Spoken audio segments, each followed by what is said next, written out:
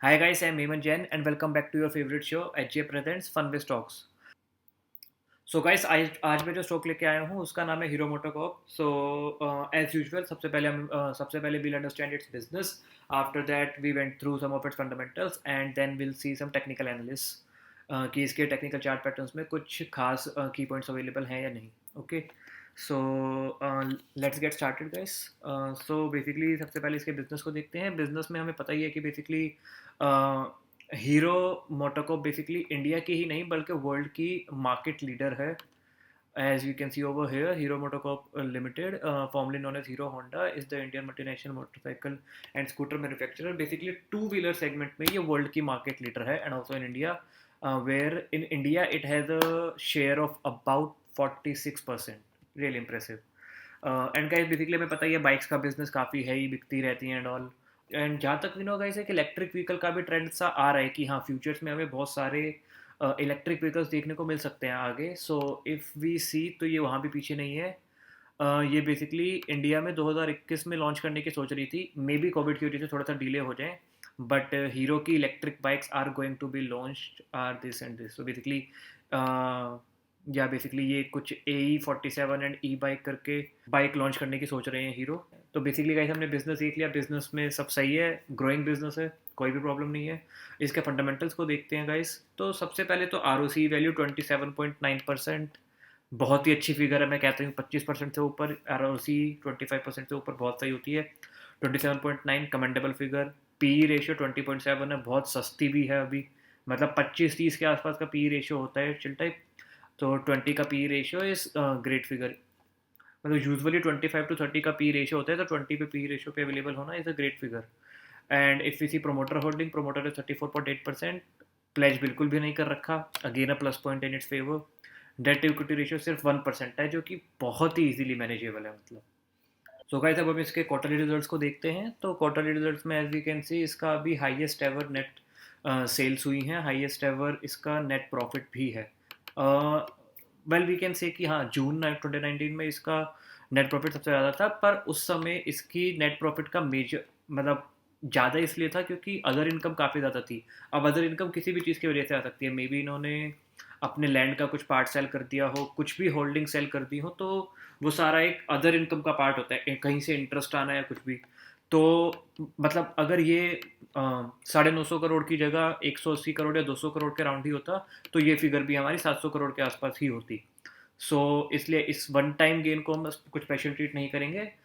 And अभी इसके net profit जो है वो ऑल टाइम हाई पे चल रहे हैं.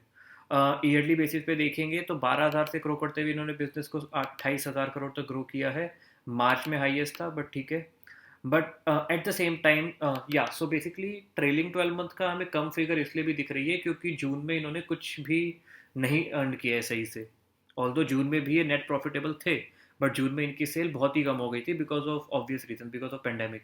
सो अगर हम अज्यूम करके चलते कि ये पेंडेमिक ना आया होता या आगे अगर ऐसी फिगर्स कंटिन्यू रहें नेट सेल्स की और नेट प्रॉफिट की ऐसी फिगर्स कंटिन्यू रहें, तो बहुत ही इजीली 4,000 करोड़ का इसका ईयरली प्रॉफिट शो करना कोई बड़ी बात नहीं है. तो as you can see over here, अगर यहाँ पे 4,000 करोड़ की फिगर होती है तो वो ऑल टाइम हाई की फिगर होगी, और जो कि सब कुछ सही रहने की वजह से होनी भी चाहिए. लेकिन अभी तो बीच में भी एक एक हफ्ते का, दो दो हफ्ते का लॉकडाउन लग रहा है, तो थोड़ा सा डाउन मतलब थोड़ी सेल्स पे इसके ऑब्वियसली इफेक्ट पड़ेगा ही, लेकिन वो सब शॉर्ट टर्म के लिए है, बाद में सब कुछ ठीक हो जाएगा.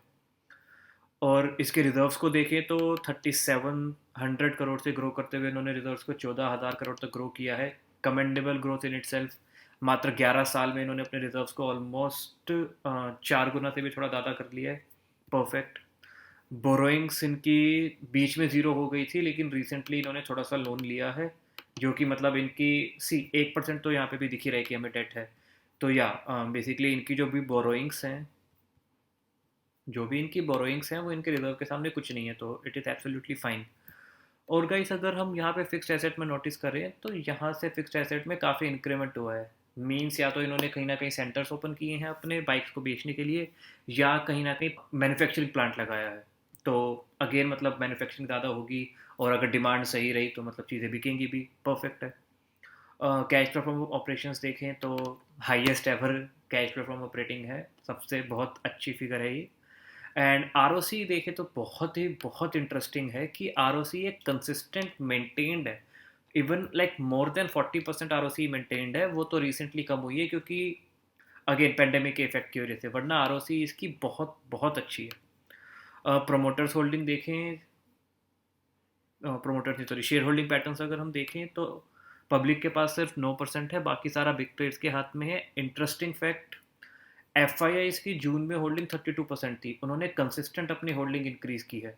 डी आई आई इसकी जून में होल्डिंग 21% थी, उन्होंने बीच में बढ़ाई थी लेकिन थोड़ी सी कम किया, मतलब एफ आई आई ने 5% अपनी होल्डिंग इंक्रीज की है और डी आई आई ने सिर्फ 2-2.5% कम की है। तो एफ आई आई में ज़्यादा कहते हैं ना पॉजिटिव सेंटिमेंट है इस शेयर को लेके, तो ठीक है, मतलब अंदर मतलब बिग प्लेयर्स का अगर इस शेयर पे ट्रस्ट है तो कोई दिक्कत वाली बात नहीं है इसमें। अब इसके एक बार टेक्निकल चार्ट पैटर्न्स को देख लेते हैं। तो गाइज अब यहाँ पे आपको दिख ही रहा है कि सारी फिगर्स एटलीस्ट क्वार्टरली रिजल्ट्स में तो ऑल टाइम हाई पे आई हैं। एट द सेम टाइम अगर चीज़ें नॉर्मल रही तो ईयरली रिजल्ट्स में भी ट्रेलिंग 12 मंथ का डेटा भी ऑल टाइम हाई पे पहुँच जाएगा। तो जब सारी फिगर ऑल टाइम हाई पे जा रही हैं तो वेल ऑब्वियसली स्टॉक का प्राइस भी ऑल टाइम हाई पे जाना चाहिए, बट अभी तो नहीं है। और काफ़ी मतलब रिसेंटली ही इसने काफ़ी अच्छी करेक्शन दी है, मतलब as you can see over here 27% की करेक्शन तो इसने नीचे ही रिसेंटली ही दी है। मतलब यहाँ से 27% का टारगेट है कि अगर जो रिसेंटली कुछ मतलब महीने भी क्या 2-3 महीने पहले जो हाई बनाया था वहाँ तक जाने में, तो मुझे नहीं लगता इसमें एक साल लगने वाला है, बट लग भी गया तो भी 27% बहुत अच्छी फिगर होती है। गिवन दैट इसके सारे फाइनेंशियल बहुत अच्छे आ रहे हैं, तो इसका ऑल टाइम हाई जो है जो कि अराउंड 4086 के अराउंड का है, तो वहाँ तक जाने में भी 1 या 2 साल से ज़्यादा का समय नहीं लगना चाहिए। At the same time guys अगर 2 साल का टाइम लग भी जाता है ना, तो 2 साल में 43% का gain is an absolute commendable and respectable gain in it self. तो मतलब आप छोटा मत समझो कि अरे यार 40% के लिए 2 साल कौन रुके। अगर कोई कंसिस्टेंटली 20% का गेन ला पा रहा है ना हर साल, तो वो लिटरली बहुत बड़ा ट्रेडर कहलाएगा। और हमें डेली बेसिस पे ट्रेडिंग नहीं करनी है, हमें तो बस इन्वेस्ट करके 1-2 साल का बस वेट करना है इसमें। तो गाइस बहुत ही अच्छे रिजल्ट्स हैं, बहुत ही अच्छी कंपनी है और रिसेंटली कंपनी ने हमें बहुत ही अच्छी अपॉर्चुनिटी दी है। Another interesting facts in its technicals. So जिसने भी आपने मेरी टेक्निकल एनालिसिस की मूविंग एवरेज स्ट्रेटेजी की वीडियो देखी है, तो ये ऐसा लग रहा है कि बहुत ही जल्द यहाँ पे हमें बाय सिग्नल देने वाला है। बेसिकली जैसे ही ये green line basically 50 day moving average होती है, जैसे ही ये 50 डे मूविंग एवरेज इस red line which is 200 day moving average इसके नीचे चली जाती है, तो ये हमारे एक मूविंग एवरेज स्ट्रेटेजी के अकॉर्डिंग एक बाय सिग्नल होता है। सो गाइस मैं तो वेट नहीं करने वाला हूँ, मैं तो इसमें ऑलरेडी फ्यूचर्स एंड ऑप्शंस के थ्रू लॉन्ग पोजीशन बना चुका हूँ। मतलब हाँ, लॉन्ग पोजीशन बना चुका हूँ मैं इसमें। लॉन्ग पोजीशन का मतलब होता है कि वो पोजीशन जो इसके प्राइस बढ़ने पे प्रॉफिटेबल दे, और शॉर्ट पोजीशन होती है, शॉर्ट पोजीशन का मतलब होता है वैसी पोजीशन जिसमें स्टॉक के गिरने पे मेरा फ़ायदा हो। तो मैंने लॉन्ग पोजीशन बनाई है कि इसके बढ़ने पे मेरा बहुत अच्छा प्रॉफिट होगा। So let's wait. So guys मैं आपसे ऐसे अपनी हर वीडियो में थोड़े थोड़े ऐसे फाइनेंशियल जार्गन्स लाता रहूँगा कि आपको समझ आ जाए अच्छा लॉन्ग किया है मतलब बाय गया है, अच्छा शॉर्ट किया है मतलब सेल किया है, कि आपको एक एक वर्ड करके धीरे धीरे करके काफ़ी सारी चीज़ें पता लगती रहें। तो आप भी चाहो तो इसमें लॉन्ग पोजीशन बना सकते हो, बहुत इंटरेस्टिंग अपॉर्चुनिटी है। शॉर्ट टर्म का टारगेट 27% है ही इसमें, तो मतलब यार 5-6 महीने से ज़्यादा नहीं लगने चाहिए।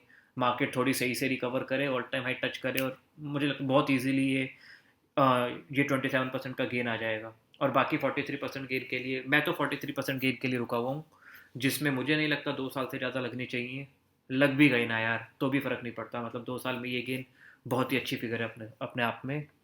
अगेन गाइस मेरी तरफ से कोई भी बाय सेल की रिकमेंडेशन नहीं है, मैं जस्ट एजुकेट करने की कोशिश कर रहा हूँ कि कंपनी के बिजनेस को देखते हैं, वेरीफाई करते हैं कि हाँ कंपनी सही में मार्केट लीडर्स हैं, कि हाँ अगर मार्केट में इलेक्ट्रिक व्हीकल्स का एक ट्रेंड चल रहा है और आगे भी चलेगा, तो क्या कंपनी उसके लिए कुछ कर रही है? बिल्कुल कर रही है। At the same time company के फाइनेंशियल स्ट्रॉन्ग है, बिल्कुल स्ट्रॉन्ग है एट द सेम टाइम। और जो बेसिकली मेरा मेन फोकस इस चीज़ पे रहता है कि मेरे को अच्छी कंपनी तो खरीदनी है बिल्कुल, एट द सेम टाइम मेरे को वो कंपनी सस्ते प्राइस पे खरीदनी है, मेरा बस ये एम होता है। अगर मैं कोई मतलब बहुत अच्छी कंपनी ओवर प्राइस पे खरीदूँ तो उसका कोई सेंस नहीं बनता, मेरे को 20-30% प्रॉफिट के लिए बहुत वेट करना पड़ जाएगा। But on the other hand अगर मैं कोई normal company with normal business, जब वो बहुत ही अंडर वैल्यूड हो और बहुत ही सस्ती हो, तब खरीदूँ, तो मेरा बहुत ही अच्छा प्रॉफिट बनेगा शॉर्ट टर्म में भी और लॉन्ग टर्म में भी।